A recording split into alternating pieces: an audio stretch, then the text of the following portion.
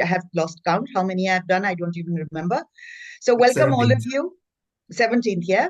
So welcome all of you, and those of you who are here and keenly waiting to listen to wonderful stories shared by our participants. So let's begin. I'm going to begin with Areej. Areej, I want you to introduce yourself. Tell us about the batch you're from, and tell us what you're doing currently. What is your current employment status? Okay, batch, Majid can correct me if I'm wrong. It's 2025. We just graduated in June. Yes. We were in the weekend track. Yeah. I was already working at the organization I'm currently working at. It's called Park Alliance for Math and Science. It's an NGO. And we basically provide technical assistance to the government on STEAM related um, activities. For example, we try to promote hands-on learning in government schools. We currently have around 11,000 government schools that we're working with, where we have STEAM clubs. We train teachers, we teach them how to teach the correct SLOs in their curriculum using hands-on learning. And then we monitor them and we give them feedback. And we have something that I really like is we give them sustained support. We have something called the help desk, which means that on WhatsApp and on Zoom, teachers can reach out, and wherever they're feeling stuck, they can ask us questions about how to do a particular activity or how to find examples of doing a certain activity. Other things that I'm doing an RA-ship with Dr. Jessica and Dr. Farah. It is also related to the government space. It's on teacher monitoring and classroom observations. Um, that's another thing I'm doing. And I guess mostly to sum it up, my job is advocacy, stakeholder management with the government, making sure that they're on board with all of the activities that we're doing, getting approvals for everything that we're doing, trying to make sure that, they're on board. So that's what I'm currently doing. Thank you, Areej. Abdul Majid. Yeah, thank you, Ms. Sanya, for having us. Abdul Majid, I am also a graduate from class of 2025. We recently graduated from LUMS. In my current role, I'm working as phase leader for O&A levels at the city school head office, where I'm currently working with about 80 senior schools across the network with about 1,500 teachers and of course thousands of students across the country. So my work focuses on school improvement planning, leading academic strategy, business expansion, and strengthening teaching and learning practices across the school network that we have. So over the past decade, I have been associated with academia, and I've had the opportunity to work in both the school leadership roles as a school head, as a school improvement partner, and now in a more strategic role as a network phase leader. I believe that these are the experiences that help me, understand education from both classroom and the policy lens. Thank you, Abdul Majid. Thank you. And I can see that Firyal has also joined us. Welcome, Firyal. I would like you to introduce Yes, yourself, thank you so Firyal, much. and tell us what you're doing right now. Where are you in your professional journey?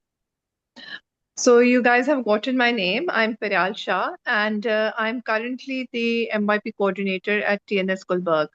So TNS is basically an IB school where I look after the middle section, and it is very challenging in many aspects, basically. So it's not only academics that come under me. So all their activities, the teachers, the curriculum planning, and also this part becomes very challenging because the kids that we get are from a very privileged background. So that's an additional thing that we actually have to cater to, unlike other schools, because these kids are really, really, pampered, and so we have to. What we have actually learned in this whole my MPhil program about context, so the context completely changes in my domain. So yes, we are. I'm actually looking at the IB framework at the moment, and it's a new, a slightly. We don't have many IB schools in Pakistan, and TNS is one of the pioneer schools who brought IB in Pakistan. So it's a very interesting, and there's a lot of room, growth in this field actually. If I compare it to other streams, so IB is one stream where I see a lot of growth, and my journey has been Growth for whom? For you for as a teacher, as as a a teacher. teacher, as a teacher, and as a because the learning process is very interesting, and then the opportunities that you get or in as an IB teacher. And my journey has been very, very interesting because when I joined my MPhil program, I was a teacher, and then within a year, while I was in doing my MPhil, I got promoted as an MYP coordinator. So I was actually implementing whatever I was learning in my practical life as well. So it was like a hands-on experience. यहाँ पे class Lee and next day you're going and implementing it. So this is what I'm doing at the moment. So you mean to say it went hand in hand? So whatever you'd learn Yes, here, you'd yes. go back, implement it, and then see the results. See the All right. results. Yeah. So you've already answered the next question that I had for all three of you after knowing about your professional journeys. How did this MPhil impact your professional growth and where you are right now? Or maybe also to let you know where you want to head next few years of your professional life. So Faryal has already partly answered this question. So Majid or Areej, if you would like to take this on. Okay, I can take this one. Okay. So when I started off my MPhil, I was working in a school leadership role at that time, heading a college program. But now I'm in a more strategic role. So speaking specifically about how this has shaped the way where I want to be, I believe that now I'm able to closely look at the implications of different policies and the practices. So it has helped me to actually connect practice with the theoretical aspect of it. So practices I knew, having worked in the system, but this degree has added that fuel, to understand the theoretical aspect of it, why certain decisions are to be made, how the policy changes are to be driven, how every decision within the classroom sits within a larger ecosystem. So more than a degree, I believe that it was more of a mindset shift from managing schools to reimagining them. And that's what I really want to do in the longer run as well, working in the policy specific sector where we are able to drive those decisions based on such practices. So what you're saying is that you've rationalized your informed decisions, right? Exactly. So you were practicing it, you found out the rationale behind it, and that led to sound understanding and then grounded implementation. Great. Exactly. Areej, what is your experience like? I'm going to have to agree absolutely with what Majid was saying. My space is a bit different because it's with public schools, but for years I knew how the department worked. I was initially working directly with the government. So I knew how to make a file. I knew how to get it approved, who to talk to when you need to get a training done, who to coordinate with, all of that. But I did not know the theories behind education. I didn't know about school improvement frameworks. The way that we worked, it was not grounded in research at all, and I'm ashamed to admit it now. Um, Someone would say that, hey, let's do this, a training on that, and then you would just get on with it and design the training based on. Now I think about it, I don't even know what we based it on. The first few Google searches, I imagine. So I think that this was very, very important in that aspect that now whenever I'm given any task, I research it, I see what the best practices are as it should have been done. And then I kind of advocate for whatever I think should be done. And then again, context, I think Firyal also mentioned, context was something that was taught to us, that you have to understand your context, take advice or do FGDs or have discussions with teachers, know what they want before you start going and training them on whatever you think is best for them. And also in those trainings, incorporate their contextual realities, right? There's a lot of pressure on them to make students get grades, but there's also a lot of administrative pressure on them. So you have to keep all of that in mind when you are designing your program and keep changing it with all information that you keep getting. I think on a personal level also, I was someone who didn't speak up in meetings. I would get really intimidated, and at the back of my head, I'd always feel like I don't have a degree in education or I've never learned about it. And I'd be like, even if I speak up, I don't know what I'm talking about. I feel that that's been a very positive change where I feel more um, capable of speaking up, and I do, and I know more about what I'm working in. So, yeah. All right, so that's very interesting. We've got an eclectic mix on the continuum. We've got the public sector, and we've got the very high-end IB sector, and we've got Abdul Majid from City School. So I think your insights are going to be really quite comparative and analytical. So it should be fun and it should be quite enlightening. So what about the practicum experience? How do you think that contributed to especially the understanding of the real world challenges that you had to face in the education sector? Yeah, so should I go first now? Anyone. Yeah, so actually, I think the best part about this program was the practicum, because I've seen many other my colleagues doing MPhil from other universities, and they were just writing thesis. I'd seen them working and nothing like substantial. So when I joined this program and then I got to know we'll be doing a practicum. So and the one that I got was I think a very different, and was the first time. It was an inclusivity.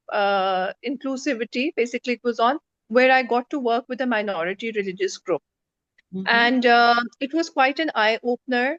My own learning, learning of those people was extraordinary. And then gaining that, that experience of going and then collecting data and you being in charge completely was a completely, amazing experience overall. Now, if I want to compare it to bring it in my own professional, my field or in my school, now IB, because it's a very, I think it's an amazing program, and we are an inclusive school as well. So though not, so we don't, we have students of all kinds by like different learning disabilities, students over there, and so that kind of helped me make a connection with them, where I was able to, talk to, like I can now see that how to make them more inclusive in that regard. Right, excellent. Thank you, Faria. Areej, would you like to contribute to Sure. this? So I think, yes, I would agree. The practicum was a lot of fun. I think the program really, so when you come in, you think practicum is going to be something very scary and daunting, but the way the program is structured, by the time I personally feel you reach the practicum, you've done everything that goes into the practicum so many times in so many courses that it really feels like a breeze. What's a lot of fun is that it's your first step. If you've not, like me, done research before, it's your first step. It's your first project that you're doing start to end. And you're doing it in a group which has its challenges as well. But you learn how to navigate that really well. So, people, because at our time, I know it's changed now, your group was made for you. I think you learn how to work with people who are different from you in terms of how they approach their work. That really helps. For me personally, I've worked with Punjab schools all my life, so I know how to coordinate with them. But the practicum that I got was for an NGO school in Balochistan. This school was in a very rural and remote area where the organization who had made that school had not gone themselves as well because of security concerns. So we had to kind of one of our members still visited the school because they had another the work related travel nearby. So yeah, he made that brave step. But we had to adjust to that and do all our interviews online and really look into research and see how that can be done most effectively. So for me, that experience of working with Balochistan, looking at their curriculum, working with a school that has such a unique setting, it was a bamboo school. They were trying to do differentiated learning in an area where there was not a lot of education. There weren't a lot of schools nearby. It was hard to reach. So keeping all of that in mind and working with such a different context, I think really gave me a lot of perspective when dealing with schools here in Punjab as well. And I think the biggest learning is again that the context is so important. When you're dealing with a big number of schools, you kind of don't go into it as much. But when we're looking at a school specifically, you just kind of get enmeshed in that school's culture. You learn so much from them about Balochistan's culture, and you take all of that with you and bring that back into your job. Thank you, Areej. Majid, what would you like to share? Yeah, I believe that practicum had been one of the reasons that I chose this degree because one of the most That daunting is, experience that I was thinking of to that I will have to write a thesis on my own. That's something which was very attractive to me. And I believe that having done with that experience, we were given a partner organization of Gilgit-Baltistan, right? Where we had security, due to security issues, we could not travel, but we had all sort of, interaction online. They had a wonderful curricula that they had introduced, but, all we were interested in knowing that why that curricula was not very fully implemented because the teachers were not provided those tools that were required, to implement that curriculum to its best. So I believe that, partnering with such, partner organization is one wonderful aspect. Secondly, working with your peers helps you challenge your own, understanding about different things and different curricula at the same time, so you get to understand the contextual bit of it, like Areej and Firyal said. So you get to understand what are their resource constraints, what is possibly the best that they could do. So I believe that it is something which has really helped me understand that the real change in education is not driven by technology or by policy or by frameworks, but it is, certainly based on the teacher agency, the sustained support systems that we provide, to the teachers and the academicians. great, that's wonderful.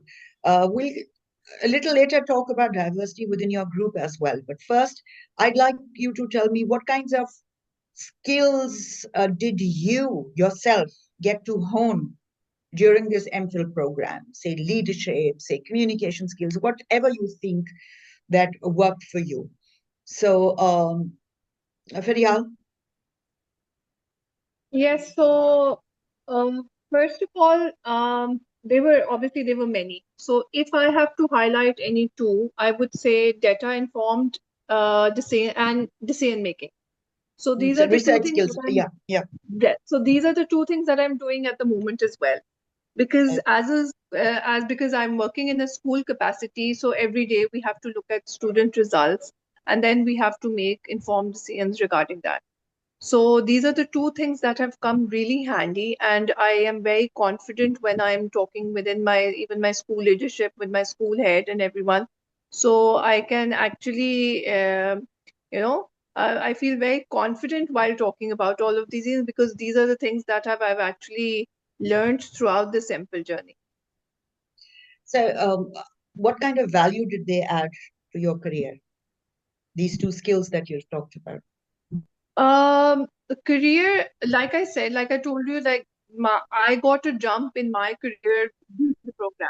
And these skills are now, as a teacher, in a capacity of a teacher, I would say I wasn't using them too much. And of course, at that time, because I didn't know the how important these were, we were collecting data and we were doing, but we weren't doing much about it. Now, fortunately, I'm in a position and I can use these data to make informed decisions as well. And this is exactly what we're doing. I'll give you a small example where our IB just came recently in August. And we have been, I have made spreadsheets, I have made graphs, all that we have learned in this. And now looking at those, I am telling the teachers that these are the areas that we need to focus on. And this is how I'm actually making, individual plans for the students as well, that maybe if we work on this aspect, like this is what we've done and this is what we've learned in the program as well. And if we're going to work on this strategy, so this is the outcome. And now I'm collecting data for the next year as well, that did this strategy work or not. So it's like, as in research, it's an ongoing process. That's wonderful. Thank you. Majid. Okay, so I am working in a more of a strategic role where, it's very important, like I said, when you are making a policy change or making a decision, just like these days we are in talks with, different exam boards to initiate, other than Cambridge, other exam boards in our organization. So, but before making those decisions, I believe that this ability to research and analyze what are those exam boards actually offering, what does the data say, how are how, and most importantly, how these different decisions are to be communicated to different stakeholders, such as parents, students, and most importantly, what are the steps that we can take forward. I believe that I'm able to analyze things better now. And but above all, I must say that it has kind of deepened my sense of reflection and the ability to act as a reflective leader. So I believe that having said that, the ability to pause, listen, and make decisions that are both data-driven and human-centered as well. So these are the skills which are very important, and they have added a great value, and I believe they are going to be continued to of value in the longer run. It's basically your research skills coupled with communication skills Yeah. that have brought you here. Great, wonderful. Areej. I think I mentioned all of this before, but just to summarize, Yeah. communication, I think CP and the 100 presentations that we gave were all from the same batch. So we gave us a lot of confidence to speak up. I was the sort of person before this. I've done my undergrad from LUMS as well, but CP was something I would actively avoid.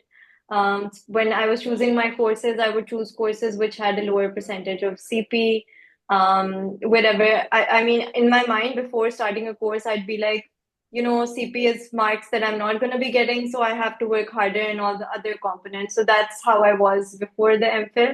I think the MPhil CP and then PowerPoints really helped me. Presentations really helped me to start to speak up. I'm still struggling with it, to be quite honest, but I think I've come a long way, so I'm just gonna be happy with where I am right now and keep working on it. Research, definitely, I think it was a skill that I did not have. It's something that I enjoy. I love taking interviews. I love going into the field and talking to teachers because that's at the heart of what we do, right? Because that's where education is happening. It's something that I've started to incorporate. So with every new initiative that we're trying to take, I try to get in as much data as possible so that we can make informed decisions. Because obviously we all know that if we do not take the teacher's constraints and context into consideration, then we're just going to set our program up for failure. We have to be sure that it's something that they can do. And I think lastly, leadership. I don't know if we've been working in so many different variations and combinations of groups during the MPhil. You learn a lot about how to work with different kind of people, with different work ethics, with different ideas. And I believe Majid and I were in a group together as well. So that I think is a really great skill to have in the workforce, to see, everyone's strengths, and to try to be comfortable with other people's opinions as well, which is something I did struggle with, because I was very sure of what I thought was right. So when you talk about different things, that brings us to diversity. So is there anything else that you would like to share apart from the skills that we've talked about? You had diverse professors, instructors, teachers. You had a very diverse group amongst yourselves as well, people from all different backgrounds, different ethnicities, different cultures. So how was that experience like? What was that like? How was that experience?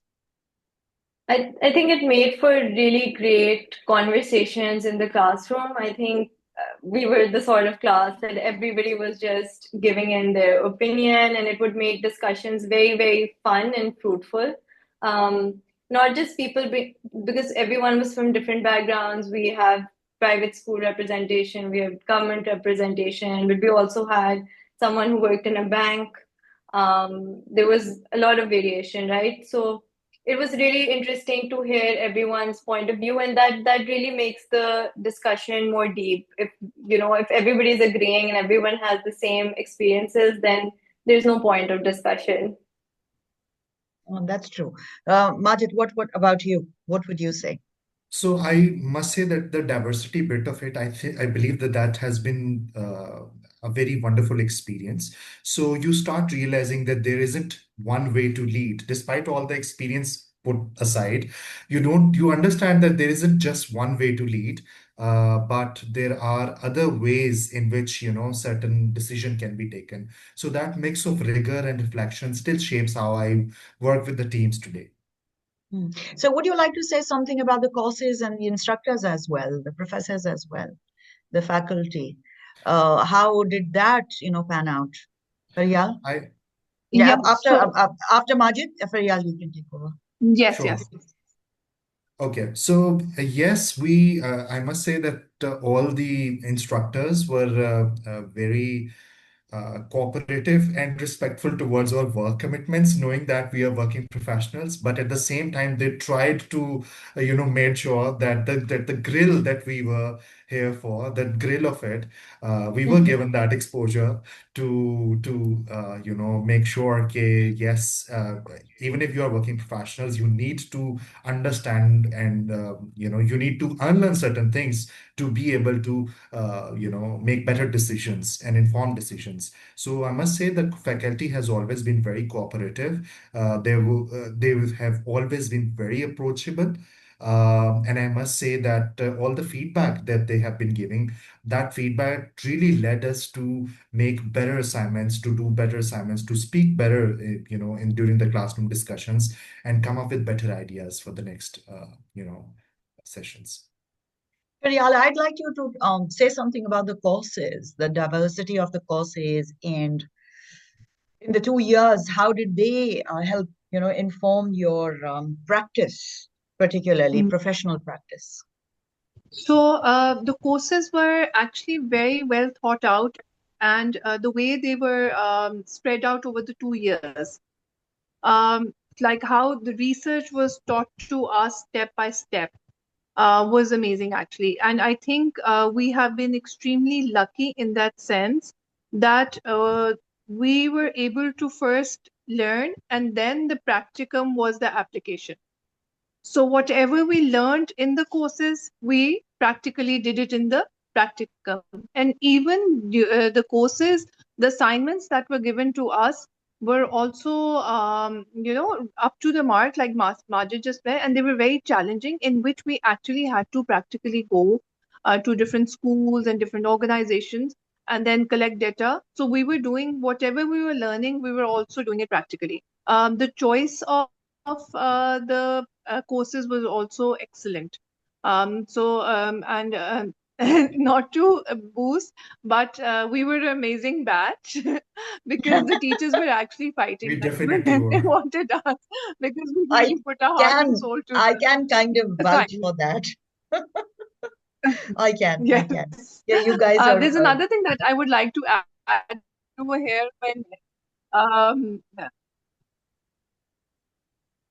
Yes, so I would like to add over here about the diversity factor, which Areej and Majid were saying that not only was it diverse ethnically and all that, but age as well. So I Yes. think I was one of the oldest and Areej was the youngest, most likely. So there was a whole age gap that we were, this whole cohort was composed of.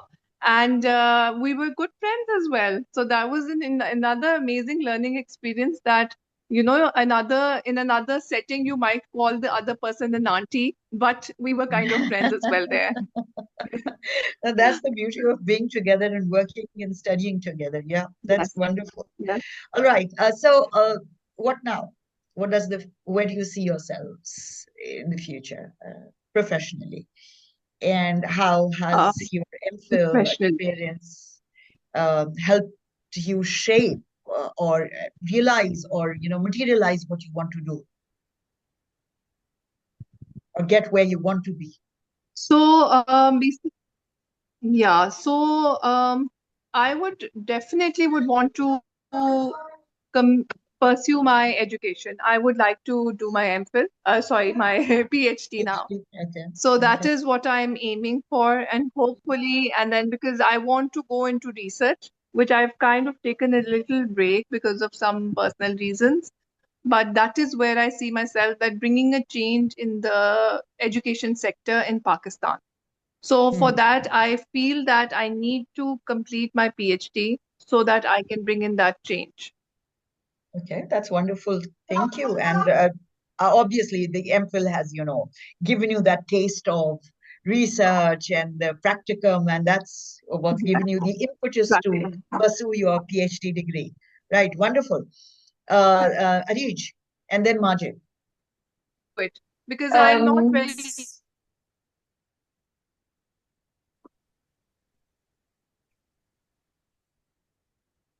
Piral, I Areej? think you were saying something. Okay. So, yes, PhD for sure. I think most of us came out of I don't know if we came in like that. I don't remember it anymore, but we came out of the MPhil wanting to do a PhD. I You do think, too? You do too? yes, You want to do your for PhD? sure. Yeah. Okay. I'm not currently sure in what, but areas that I would be interested in are social emotional learning, or maybe more of a systems level analysis of how things are in the education system is and how to improve it. I'm very confused at the moment. Career-wise, I've not actually thought a lot about it. I'm very happy where I am. But if I were to look into something, maybe explore more areas within education, because I've been working with STEAM quite a while now. So maybe, again, like I said, social emotional learning is something that I'm interested in. So maybe explore more work in that. And I do keep on doing other things on the side to try to increase my knowledge of education. I just want to know as much as I can and have as much of knowledge as I can in education, and then make an informed decision before I jump into my PhD. That's great. Thank you. Majid, So कहाँ yes, जाना है यहाँ से?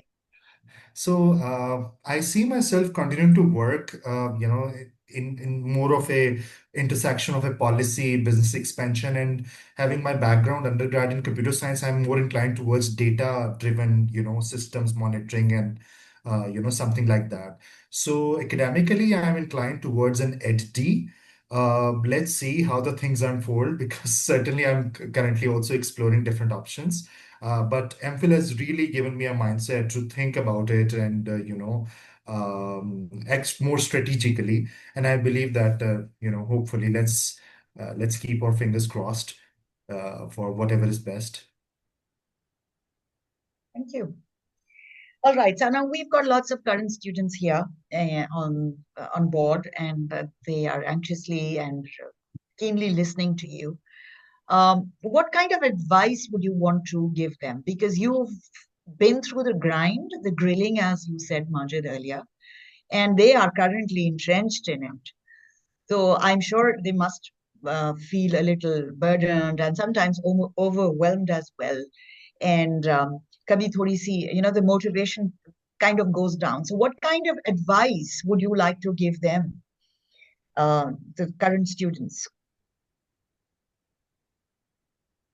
about the courses, about the practicum, about the interaction amongst the student groups, about networking, anything.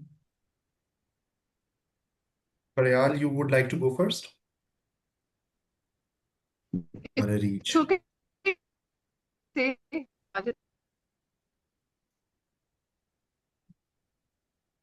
Who would like to go first? Firyal, would you like to go first? Majid, can you I continue? Yeah, can. sure. Yeah, Sure. and So, then Areej. yeah.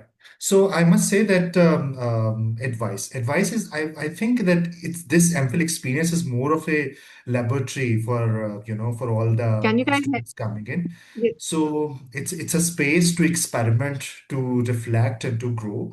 So I must say that the current students should not just focus on the grades or deadlines, although yes, grades are very important, but focus more on questioning.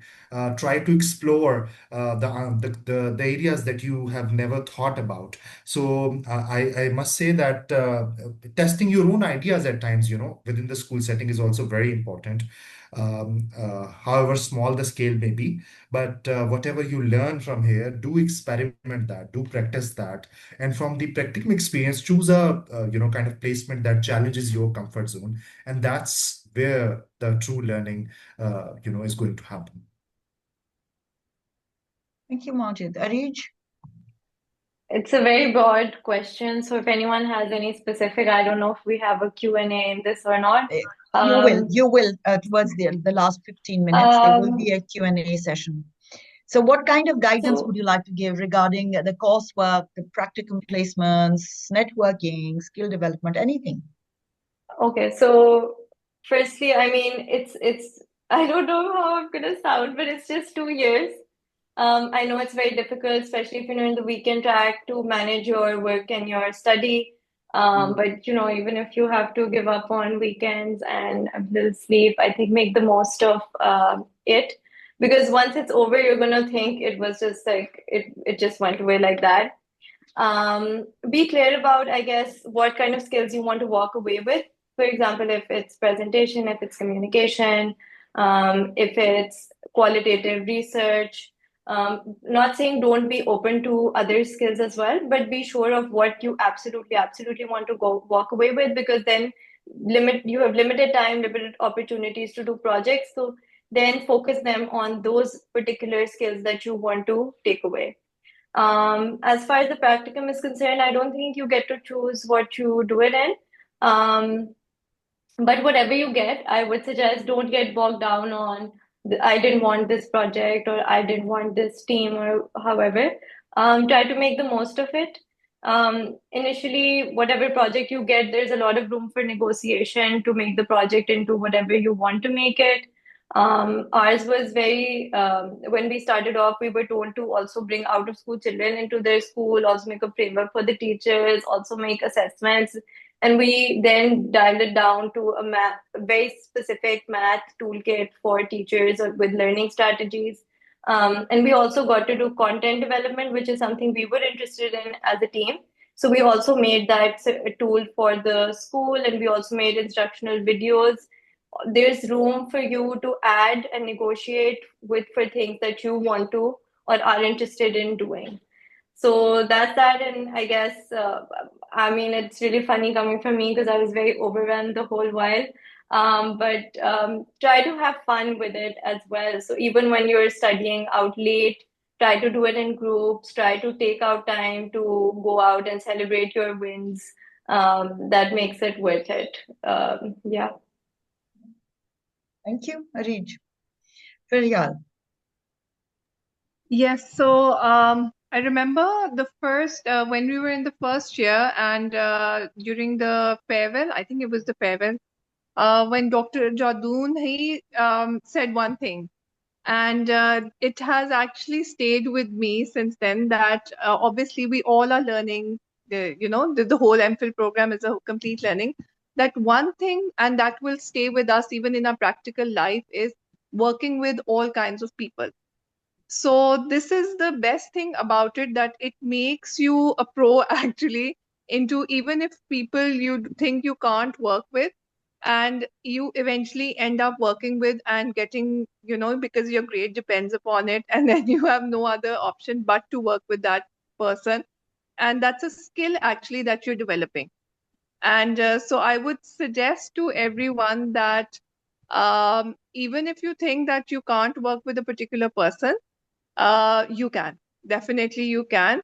And make sure that you make most of it. What Areej has just said, that enjoy your time here. It is a very, very tough journey. It's not easy, especially the weekend track, because we get to do the exact same of amount of work in 2 days, whereas the regular batch has 5 days for it. And then you have your work deadlines and your families and everything. And despite that, this too shall pass. Thank you, Firyal. And all three of you, the one thing that I would particularly want you to address for the current students is how to handle the pressure. As you said, Areej, you were overwhelmed, and Faryal, you're saying that there is a lot of pressure because you've got your families, you've got your studies, you've got your professional commitments that you have to keep up with. So a little bit of guidance and more like motivation to hang in there and carry on. It's going to pass. So if you would like to say something, how these pressures can be dealt with. I don't have a motivation sort of an answer, but practically, what I did was I used to plan a lot. So when I got my assignments, or if we knew that because we get our course outlines and they do tell you where the broad deliverables are, kind of try to plan when you can fit what in. As far as the pressure is concerned, don't think about the next task until you've done the first few. So compartmentalize. If you start thinking about, oh, iske baad wo karna hai aur wo karna hai, then you're just stuck in that loop of overthinking. So compartmentalize and plan. So, for example, if you know where your deliverables are, when you know what days you have a lot of work deliverables, you can plan around it and try to navigate, and try to find days and hours where you're just doing nothing. You have that time where your brain is blank, you're watching some TV show that is very stupid. And yeah, so that's what I would say. Thank you. Majid. Yeah, I agree with what Areej said.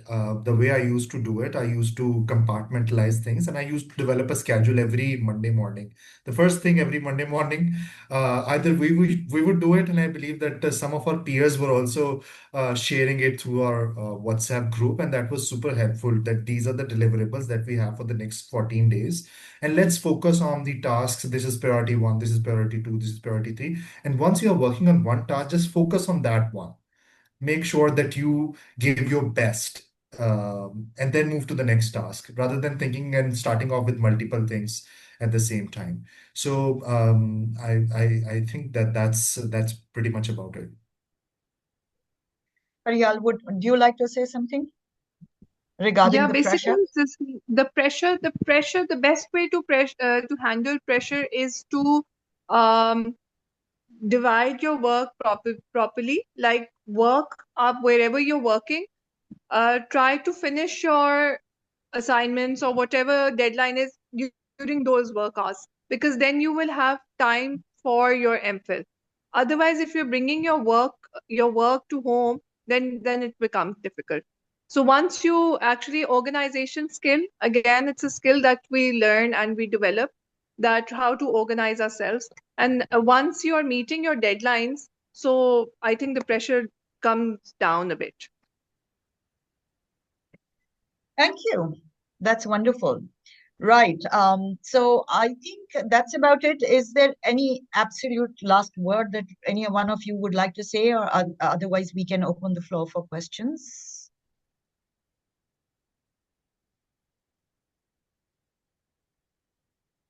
All right. Thank you for sharing your experiences and your ideas and insights. The rest of you who are here, are there any questions that you have for our wonderful alumni?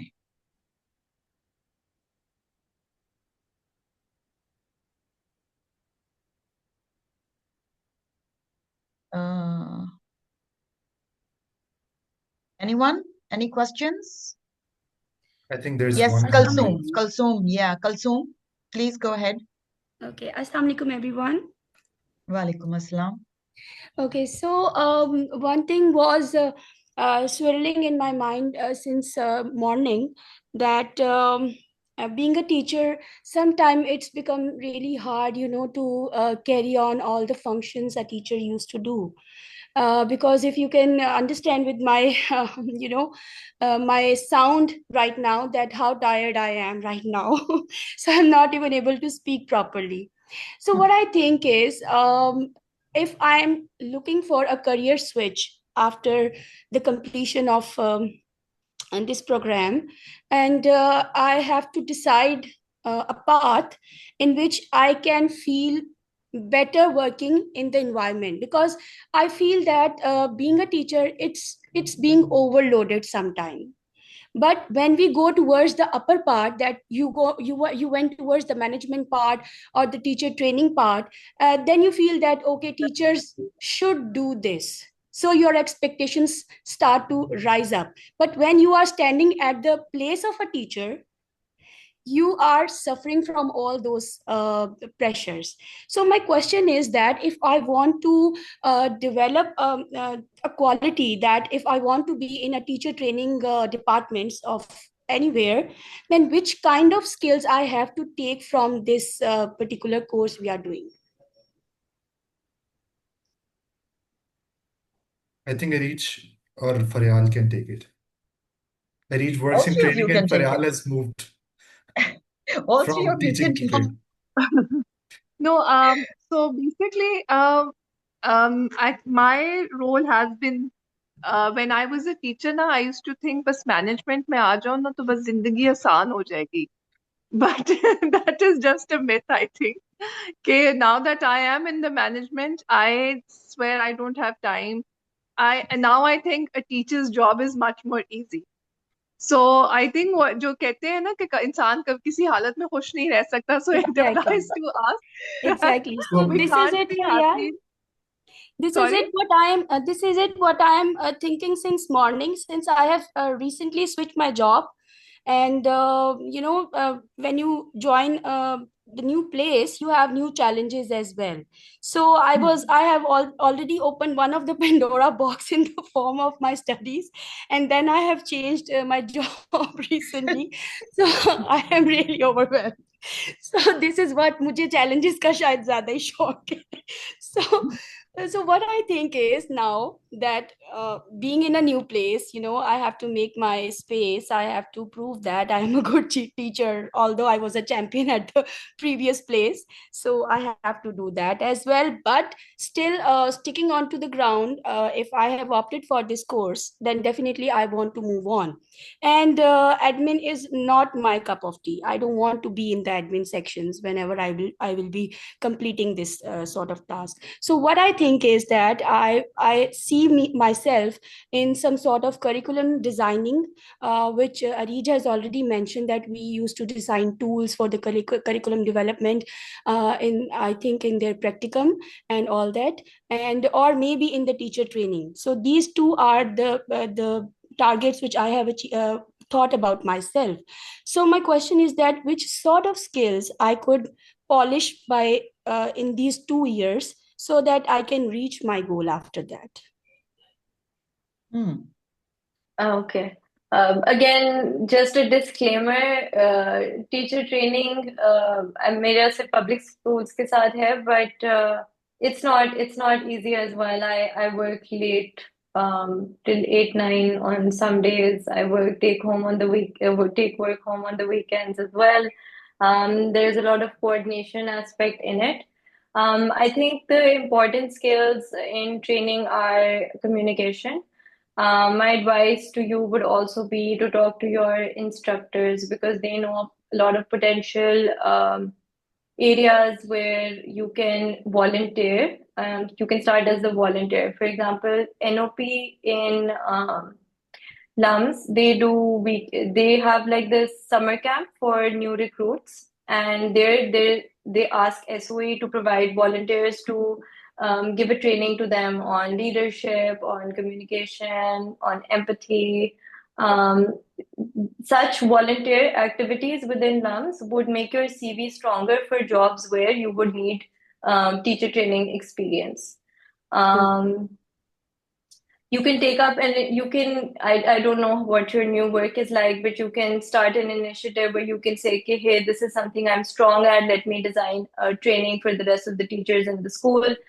These sort of things would make your CV stronger for roles that require teacher training or curriculum. Similarly, for curriculum development, you'll have to do some volunteer work or some assist some professor who is doing something in a similar domain. I'm sorry, I can't think of one at the moment.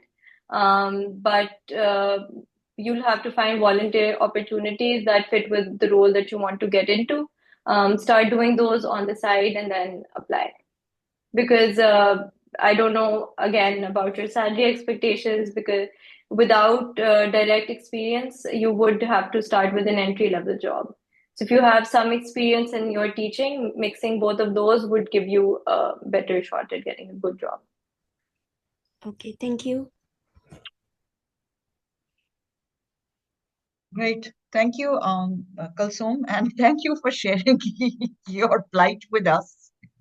But challenges are a part of life, and for professionals, I think the more challenges they have, the better they perform. So you just need to remember that you can't give up. So these challenges will teach you more about what you're doing. So don't worry about that. Koi aur hai ji who would like to ask any other questions? All right. So Aliza has a question for everyone. Which electives did you take, and how did you decide which ones were the most useful for you? Okay, just a second. For you, for your professional goals. So that's one question. Which electives and how were they useful? Majid, are Majid, you going or should I? Okay, so Majid, we'll begin with you. Yeah. okay, so I have to recall the electives. One of it was Education for Sustainable Development. I chose that one because there was a lot of work around this area in my organization. That's why I preferably wanted that to be taken, and plus also because of the instructor, of course, Dr. Taiba. We've had a wonderful experience with her in the first semester, and later on in the second semester, I thought that this would have been a wonderful experience where you would get to learn from different aspects of it, not theoretical just, but different aspects of it. And the other electives, I believe, impact evaluation. Yeah, in the third semester. So yes, impact evaluation is something like I have always been very interested into because having a background in computer sciences, I really wanted to see how the impact of something can be effectively monitored, how different policy changes can bring about the real improvement, and what could be the possible systems in place. So that's my area of interest. So I believe that there's a diverse group of courses which are being offered, and the students can opt in according to their interest and whatever work they are focusing on. Ariel, would you like to talk about your electives? Yes, so the elective that I chose, like Majid just said, were definitely keeping in my interest in view. So impact evaluation, again, I chose that as well because I thought that I will not be able to do my research. My practicum for that impact evaluation was very, very important. And it is actually, that is one course that I would recommend to everyone that they should take it up. Then I also explored, another one was art and education. So I myself is really I'm interested in art, and it was an amazing elective.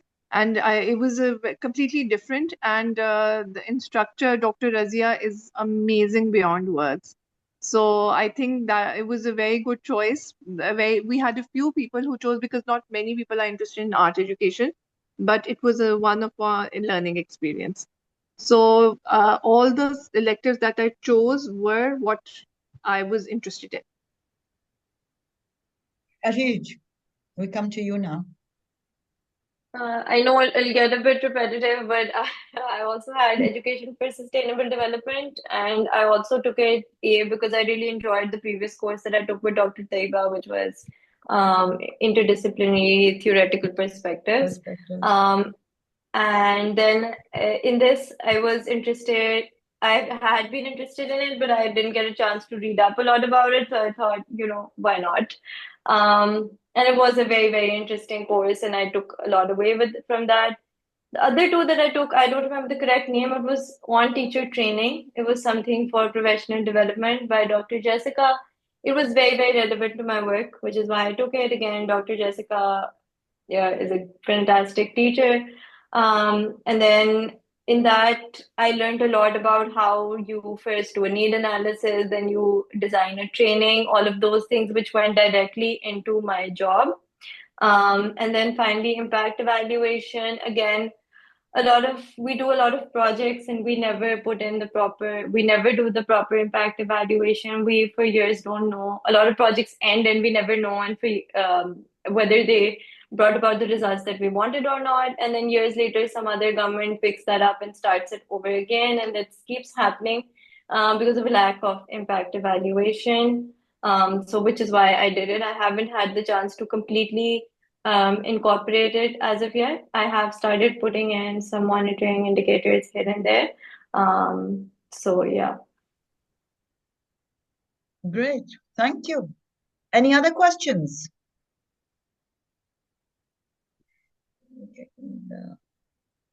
All right. No other questions? So shall we bring this to a close? Ji, Sannia, I think we should wrap it up. Okay.